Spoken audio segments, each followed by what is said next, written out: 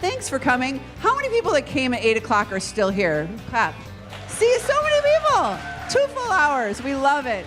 Well, we love Kowalski's. They, of course, come on all the time, teaching us and showing us all these fabulous flavors. And Rachel, you're a big part of that. We really do appreciate Rachel Perrin from Kowalski's. And pickles are hot. They're having a moment. So what are we making today? Pickles are having a moment. I was just telling Chris earlier that I saw pickle fudge at the Creative Activities building the other day. That is ridiculous. I mean, Stop and I thought the madness. maybe we've gone just a bit too far, but everything's pickle this year at the fair. And I thought, instead of bringing on pickle popsicles or pickle lemonade, we'd show how to make pickles at home for those of you who aren't coming to the fair. It's a time of year where Minnesota-grown produce is in season. So if you have a garden at home, you might have cucumbers or other vegetables that you'd like to know how to pickle.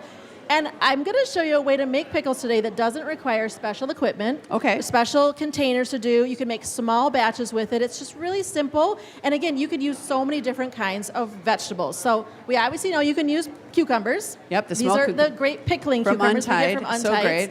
Beans, carrots, peppers, cauliflower is a personal favorite. These are punch pickles. These are actually cucumbers made in St. Paul with fruit punch flavor added into them. We sell them at our store. That's weird. And then do you know what this is? A watermelon rind? A watermelon rind. Anybody out in the audience ever made watermelon rind pickles? Or had them before? Yes. A couple? Yeah, my mom and grandma always made them. Okay. So you just take the flesh out of the watermelon with a spoon on the inside, and then you just take a vegetable peeler like you'd use for a carrot or potato, take the green off the back, and then they have that cucumber-like texture, so that's nice for making cucumbers or pickles with. Just cut them into little squares, and I've got some here if you want to try them. I get to try one. Okay. So those are watermelon pickles. They require a little bit of a extra cook before you pickle them, but I'm going to show you one you can do with raw vegetables using any kind of vinegar.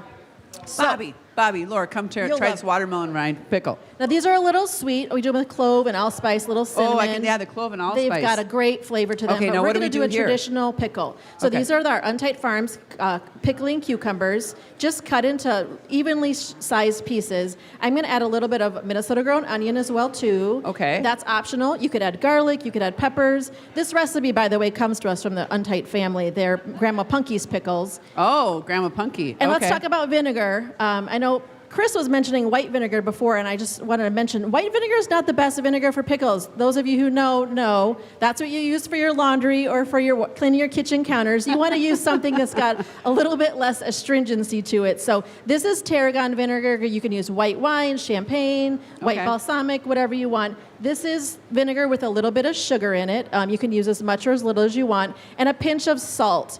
And that's really all you need to make the pickles is just a little bit of vinegar, as much salt or sugar as you want. And then you just put in the fridge? Well, you put it in the fridge. You can add a little bit of seasoning, too. I'm going to put in some celery seeds here. And and then tarragon, because that's what's in the vinegar that I'm using. Why not? This will take about 30 minutes for it to start taking on enough flavor to taste good, and then you just pop it in your fridge. Look it's at good how that for is. Like 5 to 7 Isn't that days. good, you guys? And then, of course, this is what you end up here. And these are the final product. Again, these are Grandma Punky's. You can try these in our stores. I did want to mention, too, it is Minnesota Grown Week for us. Today in our stores, if you're not coming to the fair, you can come out 11 to 2 to try all this stuff at the store. Rachel Perrin from Kowalski's. We so appreciate you. Thank you so much. This recipe is available if you go ahead and text the word recipes to 763-797-7215. Coming up next.